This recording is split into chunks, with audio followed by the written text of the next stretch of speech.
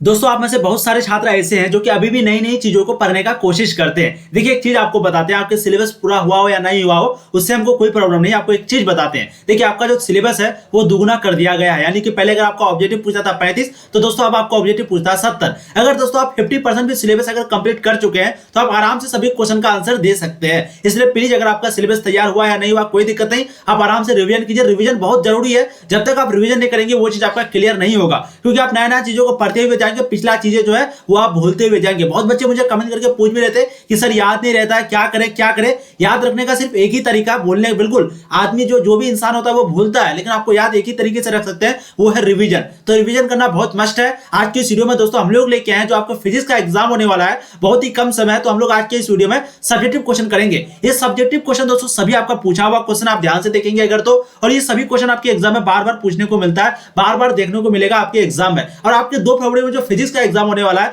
हो सकता है यहाँ से सभी क्वेश्चन आपको एग्जाम में देखने को मिले, क्योंकि ये सभी क्वेश्चन बहुत ही ज्यादा इंपॉर्टेंट क्वेश्चन है, चुनिंदा क्वेश्चन है, आपके लिए तैयार किया हुआ क्वेश्चन है। तो प्लीज आप लोग ध्यानपूर्वक देखेंगे, जो भी क्वेश्चन आपसे नहीं बने प्लीज उसको नोट करेंगे, उसको नोट करने के बाद बार बार उसको रिवीजन करेंगे, और जो बन जाए बहुत अच्छी बात है। ठीक है, चलिए पहला क्वेश्चन आपके स्क्रीन पर है, द्विध्रुव के अस्थायी संतुलन एवं अस्थायी संतुलन से आप क्या समझते हैं। क्वेश्चन यहां पर पूछ रहा है कि द्विध्रुव के अस्थायी संतुलन और अस्थायी संतुलन से आप क्या समझते हैं। एक आपका अस्थायी संतुलन है, एक आपका अस्थायी संतुलन है, इससे आप क्या समझते हैं। तो आपको आंसर देना है विद्युतीय द्विध्रुव की न्यूनतम स्थितिज ऊर्जा जो है वो थीटा बराबर 0 डिग्री की स्थिति पर द्विध्रुव की जो अस्थायी संतुलन में कहा जाता है। यानी कि अगर विद्युतीय द्विध्रुव की जो न्यूनतम स्थितिज ऊर्जा है वो अगर थीटा बराबर 0 डिग्री की स्थिति में हो तो द्विध्रुव को अस्थायी संतुलन कहते हैं। क्या बोलते हैं? अस्थायी संतुलन। यानी कि स्थितिज ऊर्जा अगर थीटा बराबर 0 डिग्री हो तो उसको बोलेंगे अस्थायी संतुलन। वहीं भी अगर थीटा बराबर 180 डिग्री हो, यानी कि स्थितिज ऊर्जा की अर्थात थीटा बराबर 180 डिग्री हो, तो उसको बोलेंगे अस्थायी संतुलन। तो आपको सीधा पॉइंट यही लिखना है कि अगर द्विध्रुव की न्यूनतम स्थितिज ऊर्जा थीटा बराबर 0 डिग्री, तो ये जो स्थिति है वो द्विध्रुव की अस्थायी संतुलन कहलाएगी। वहीं भी अगर थीटा बराबर 180 डिग्री होगा तो वो जो है द्विध्रुव की अस्थायी संतुलन कहलाएगी। तो ये हो गया आपका दोनों चीज। अब एक नेक्स्ट क्वेश्चन देखिए, आपका 2019 में एक क्वेश्चन आपका पूछा हुआ क्वेश्चन है, बहुत ही आसान क्वेश्चन है। क्वेश्चन क्या कह रहा है कि संधारित्र से आप क्या समझते हैं। संधारित्र से क्या समझते हैं, इसकी धारिता को भी बतावे अथवा संधारित्र की धारिता से आप क्या समझते हैं। यानी कि धारिता भी पूछ रहा है और संधारित्र भी पूछ रहा है, ये दोनों चीज पूछ रहा है, दोनों का आंसर आपको आराम से देना है। सबसे पहले पूछता है संधारित्र। देखिए वैसी व्यवस्था जिसमें एक विद्युतरोधी आवेशित चालक के निकट एक भूध्रित चालक लाने से पहले वाले चालक की धारिता कृत्रिम रूप से बढ़ जाती है, यह संधारित्र कहते हैं। मतलब वैसी व्यवस्था जिसमें एक विद्युतरोधी आवेशित यानी कि विद्युतरोधी हो और चार्ज किया हुआ हो, उसको अगर हम लोग चालक के नजदीक लेके आएंगे तो वहां पर जो है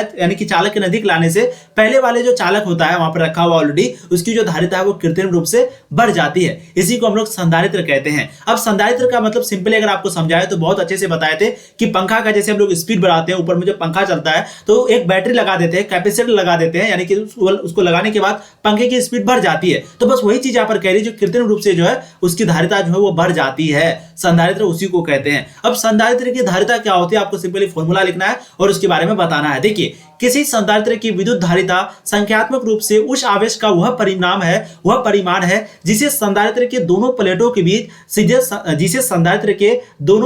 बीच आवेश का वह परिमाण है जिसे संधारित्र के दोनों प्लेटों के बीच एकांक विभवांतर उत्पन्न होता है। यदि संधारित्र के अगर संग्राहक प्लेट पर हम लोग Q चार्ज को रखेंगे, Q आवेश को देंगे, तो दोनों प्लेटों के बीच जो विभवांतर है वो भी बनेगा। और इस संधारित्र का जो फॉर्मूला होगा वो कुछ इस प्रकार होगा, C बराबर Q/V। तो आपको समझ में आ गई कि किसी संधारित्र की विद्युत धारिता संख्यात्मक रूप से उस आवेश का वह परिणाम होता है जिसे संधारित्र के दोनों प्लेटों के बीच एकांक विभवांतर उत्पन्न होता है। और संधारित्र प्लेट को अगर हम लोग Q मानेंगे और वहीं पे अगर हम लोग आवेश देने पर जो दोनों प्लेटों के बीच का जो विभवांतर उत्पन्न होगा उसको हम लोग V मानेंगे, तो संधारित्र का जो फॉर्मूला है वो क्या होता है, हम लोग उसको C से डिनोट करते हैं, फॉर्मूला होता है Q/V। अब नेक्स्ट क्वेश्चन देखिए, क्वेश्चन क्या पूछ रहा है आपका कि विद्युत क्षेत्र के लिए अध्यारोपण का सिद्धांत क्या है। ये भी क्वेश्चन देखिए आपका पूछा हुआ क्वेश्चन है, यानी कि इलेक्ट्रिक फील्ड के लिए जो अध्यारोपण का जो सिद्धांत है वो क्या है। बहुत ही इंपॉर्टेंट क्वेश्चन है। देखिए अध्यारोपण का सिद्धांत होता क्या है। देखिए किसी आवेश पर अन्य अनेक सभी आवेशों द्वारा लगे किसी आवेश पर अन्य अनेक आवेशों के कारण आरोपित परिणामी विद्युत बल उस आवेश पर अन्य सभी आवेशों के द्वारा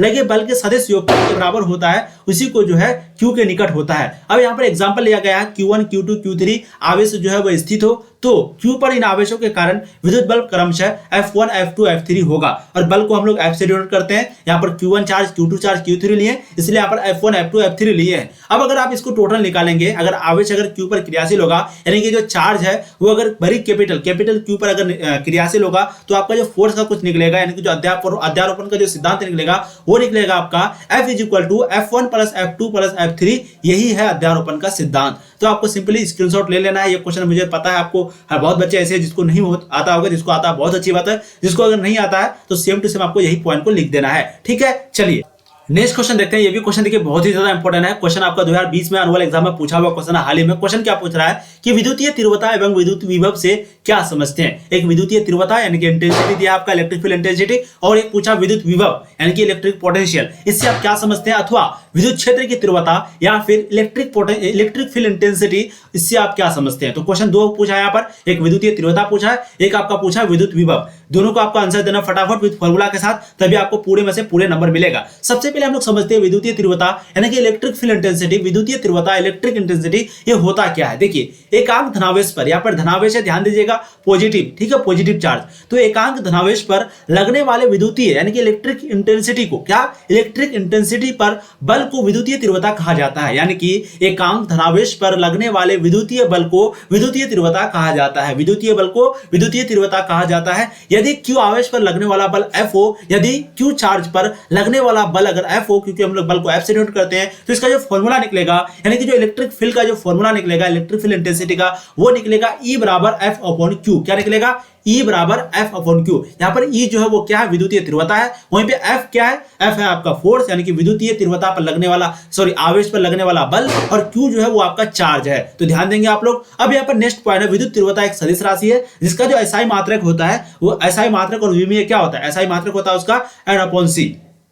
ठीक है, तो इसका SI मात्रक क्या होता है, N/C, क्योंकि हम लोग जानते हैं F को यानी कि फोर्स को हम लोग N से डिनोट करते हैं, न्यूटन से डिनोट करते हैं। वहीं पे चार्ज को यानी कि Q आवेश को, उसको हम लोग C यानी कि कूलम से डिनोट करते हैं। तो ये आपका N/C है, इसको आप ऐसे भी लिख सकते हैं NS पे पावर -1, NC पे पावर -1, सॉरी। तो यहाँ पर जो है विद्युतीय तीव्रता का आपको समझ में आ गया। इसका जो SI मात्रक है वो NC पे पावर -1 या फिर N/C है, और इसका जो डायमेंशन है वो MLT-3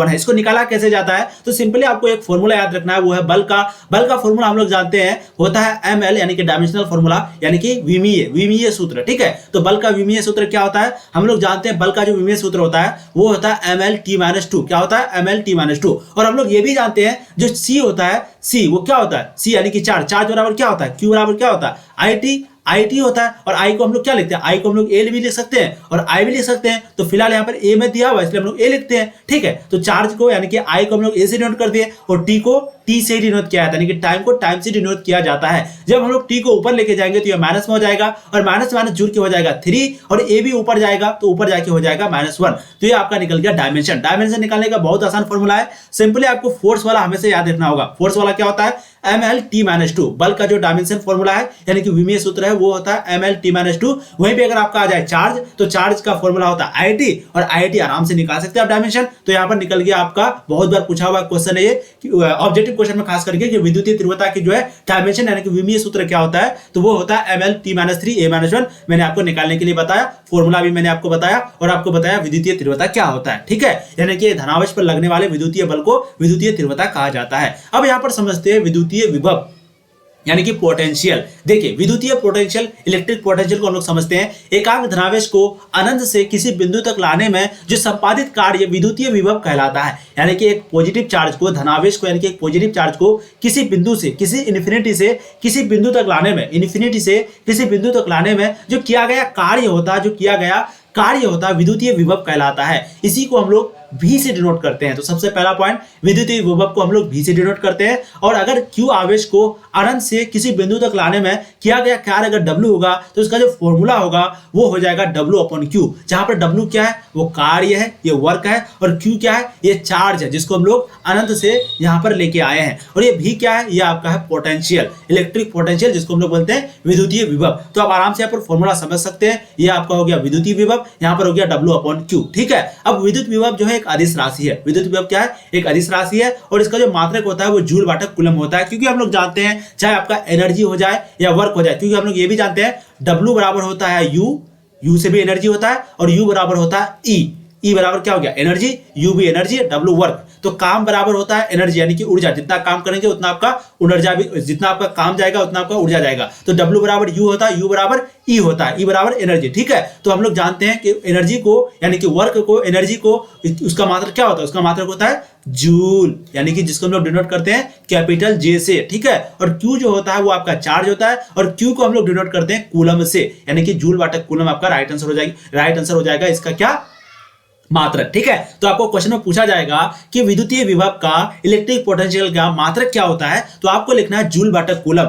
यानी कि जूल वाट कूलम जो मात्रक हो गया। यहाँ पर W के लिए जूल एग्जिस्ट किया क्योंकि W बराबर एनर्जी होता है हम लोग जानते हैं, और Q बराबर होता है आवेश, और उसके लिए हम लोग लिखते हैं कूलम, क्योंकि आवेश को हम लोग कूलम से डिनोट करते हैं। तो आपको ये फॉर्मूला दिखा दिए, या आपको जूल वाट कूलम दिखा दिए। ठीक है, बहुत ही आसान है। आपको कभी कभी विमीय सूत्र पूछ लेगा, तो विमीय सूत्र निकालने के लिए भी बहुत आसान है। मैंने आपको अभी यहाँ पर बताया, क्या बताया अभी आपको बताया E बराबर F बटे Q।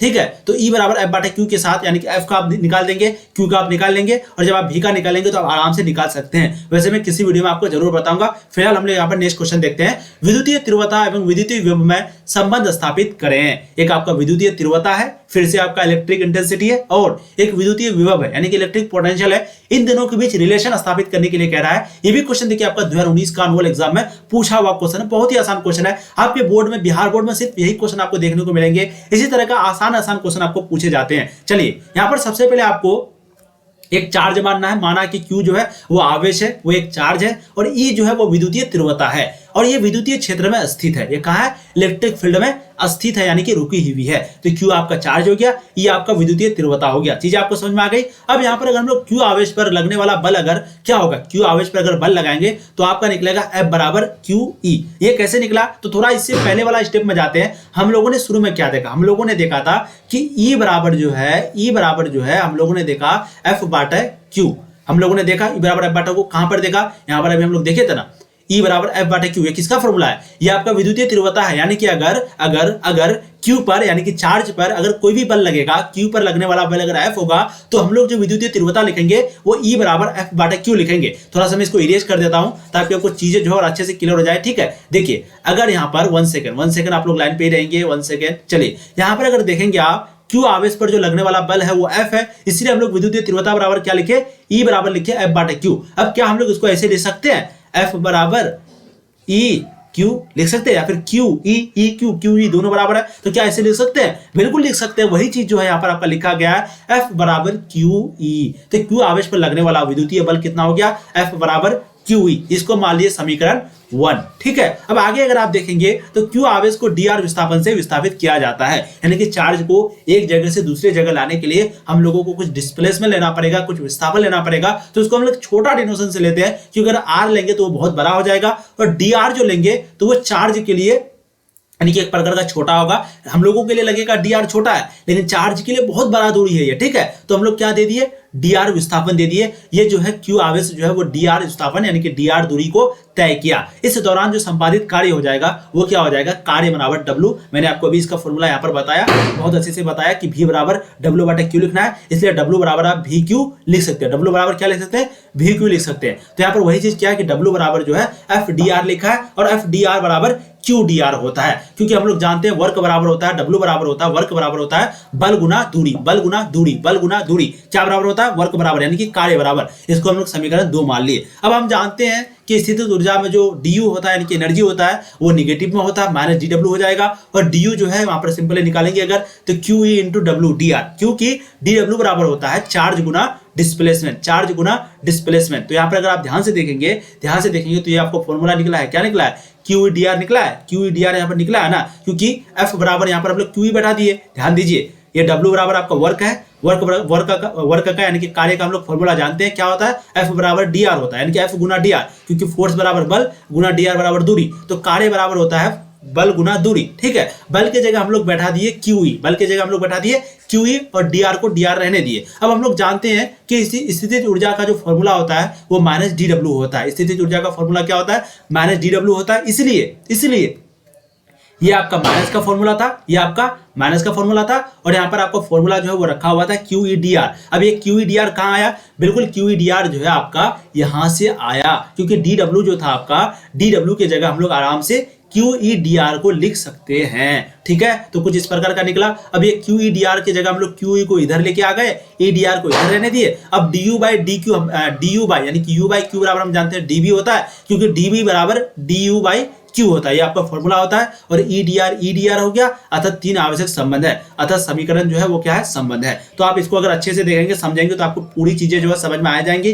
कोई बड़ी बात नहीं है, बहुत ही आसान है, बस एक फॉर्मूला को दूसरे जगह लिया गया है। ठीक है, और ये सभी क्वेश्चन जो आपके एग्जाम में पूछे जाते हैं। चलिए अब देखते हैं इस क्वेश्चन देखिए क्या है। विद्युत क्षेत्र रेखाएं क्या है, यानी कि इलेक्ट्रिक फील्ड लाइन क्या है, इसके दो गुण को लेके ये भी क्वेश्चन देखिए आपका 2018 में पूछा हुआ है, और बहुत ही आसान क्वेश्चन है। सबसे पहले आपको लिखना है विद्युत क्षेत्र रेखा होता क्या है। देखिए विद्युत क्षेत्र रेखाएं जो है वो वक्र है, वो वक्र है, वक्र मतलब एक प्रकार का गोला, तो वो वक्र है जिसके किसी भी बिंदु पर खींची गई स्पर्श रेखा उस बिंदु पर विद्युतीय तीव्रता की दिशा बताती है। यानी कि अगर आप इलेक्ट्रिक फील्ड लाइन में कहीं पे भी अगर एक स्पर्श रेखा खींच देंगे, स्पर्श रेखा का मतलब जो उसको टच करते हुए जाता है, वो अगर आप खींच देंगे तो वो जो है विद्युत तीव्रता की दिशा को यानी कि डायरेक्शन को बताती है। ये हो गया आपका क्या हो गया? विद्युत क्षेत्र रेखा। यानी कि विद्युत क्षेत्र रेखा है वे वक्र है जिसके किसी भी इलेक्ट्रिक फील्ड फायर यानी कि किसी भी बिंदु पर खींची गई जो स्पर्श रेखा होती है वो इस बिंदु पर विद्युतीय तीव्रता की दिशा को बताती है। इसके दो गुण जो है वो निम्नलिखित है। एक आपका विद्युत क्षेत्र रेखाएं धनावेश से प्रारंभ होकर, यानी कि विद्युत क्षेत्र रेखाएं जो है वो पॉजिटिव से शुरू होकर के ऋणावेश में समाप्त होती है, यानी कि निगेटिव में समाप्त होती है। तो ध्यान रखेंगे ये पॉजिटिव से शुरू होता है, धनावेश से शुरू होता है और ऋणावेश में समाप्त होता है। ये आपका पहला गुण हो गया। दूसरा कि कोई भी दो विद्युत क्षेत्र रेखा यानी कि इलेक्ट्रिक फील्ड लाइन जो है वो एक दूसरे को कभी नहीं काटता है। अगर एक दूसरे को काटता तो फिर दो डायरेक्शन बनाएगा, और जब दो दिशा बनाएगा, दो डायरेक्शन बनाएगा, तो ये कभी विद्युत रेखा हो ही नहीं सकता। देखिए इस क्वेश्चन आपका देखिए, विद्युतीय द्विध्रुव आघूर्ण क्या है, इसका SI मात्रक को लिखे। क्वेश्चन क्या पूछ रहा है कि विद्युतीय द्विध्रुव क्या? बहुत ही आसान क्वेश्चन है और बहुत ही इंपॉर्टेंट क्वेश्चन है, प्लीज आसानी से देंगे क्योंकि ये क्वेश्चन भी आपका पूछा हुआ क्वेश्चन है। तो विद्युतीय द्विध्रुव आघूर्ण क्या है, इसका SI मात्रक को लिखे। दो क्वेश्चन है, देखिए विद्युतीय द्विध्रुव के कोई एक आवेश एवं दोनों आवेशों के बीच की दूरी के गुणनफल को द्विध्रुव आघूर्ण कहा जाता है। विद्युतीय द्विध्रुव के एक आवेश यानी कि एक चार्ज और दो आवेशों के बीच का जो दूरी होता है, उनके जो गुणनफल का जो द्विध्रुव आघूर्ण होता है, उसी को क्या कहा जाता है? द्विध्रुव आघूर्ण कहा जाता है। द्विध्रुव आघूर्ण का जो फॉर्मूला होता है वो आपको होता है P बराबर Q × 2L। ठीक है, विद्युतीय द्विध्रुव आघूर्ण एक सदिश राशि है। ये क्या है? एक सदिश राशि है जिसकी दिशा जो है वो हमेशा ऋण आवेश से धन आवेश की ओर होती है। इसमें हम लोगों ने क्या देखा इलेक्ट्रिक फील्ड में, इसका जो दिशा है वो धन आवेश से लेकर के ऋण आवेश में होता है। किसमें? विद्युत क्षेत्र रेखाएं में।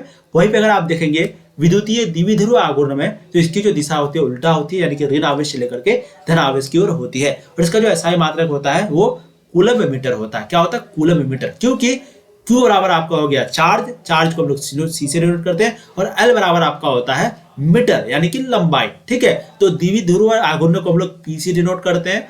Q आपका 4 हो गया और L आपका दूरी हो गया, क्योंकि हम लोग जानते हैं एक आवेश और दो आवेश के बीच की दूरी इन दोनों के बराबर आपका होता है। 2L के जगह कभी कभी आपको Q × 2A भी लिख देगा, तो ध्यान दीजिएगा P बराबर आपको लिख देगा Q × 2A, तो ये भी सही है क्योंकि A जो है वो क्या है? दोनों चार्ज के बीच की दूरी है, यानी कि दोनों आवेशों के बीच की दूरी को हम लोग 2A से डिनोट करते हैं। 2A से यानी कि एक चार्ज अगर यहाँ पर है, एक चार्ज अगर यहाँ पर है, तो इन दोनों के बीच को हम लोग क्या से डिनोट करेंगे? 2A से। ठीक है, क्योंकि ये सिद्धांत है। अब सिद्धांत क्यों है वो आपको अभी नहीं बताएंगे, क्योंकि देखिए 2A इसलिए लिखा जाता है, सिंपली बात है। अगर आप यहाँ पर A ले लेंगे ना तो फिर आपको बहुत दिक्कत होगा, A/2 करने में बहुत दिक्कत होगा। इसलिए अगर यहाँ पर 2A आप मान लेंगे तो 2A में आपको बहुत दिक्कत नहीं होगा। तो P बराबर Q × 2L लिख देता है या फिर 2A लिख देता है, दोनों एक ही चीज होता है। इसका जो SI मात्रक है बार बार पूछा जाता है, द्विध्रुव आघूर्ण का SI मात्रक, द्विध्रुव आघूर्ण को P से डिनोट किया जाता है। इसका जो SI मात्रक होता है वो कूलम मीटर होता है। ठीक है, तो दोस्तों आज के लिए इतना ही। उम्मीद करते हैं सभी क्वेश्चन आप अच्छे से समझ गए होंगे। खास करके ये वाला जो क्वेश्चन है विद्युतीय तीव्रता और विद्युतीय विभव, ये बहुत ही इंपॉर्टेंट क्वेश्चन है। आपको कई बार तो हम नहीं कराए, लेकिन बहुत ही ज्यादा इंपॉर्टेंट क्वेश्चन है। तो प्लीज आप लोग ध्यानपूर्वक देखेंगे, ये सभी क्वेश्चन आपके एग्जाम में बार बार देखने को मिलेगा। सभी क्वेश्चन बहुत ही ज्यादा इंपॉर्टेंट है। चलिए फिर मिलेंगे ना, तब तक के लिए जय हिंद। आप लोग ऐसे ही पढ़ाई करते रहिए। All the very best. यहाँ पर आपको पूर्ण तरीके से तैयारी कराई जाती है, इसलिए प्लीज चैनल को सब्सक्राइब कर लेंगे और वीडियो को जम करके एक बार अपने दोस्तों तक शेयर कर देंगे। Thank you for watching.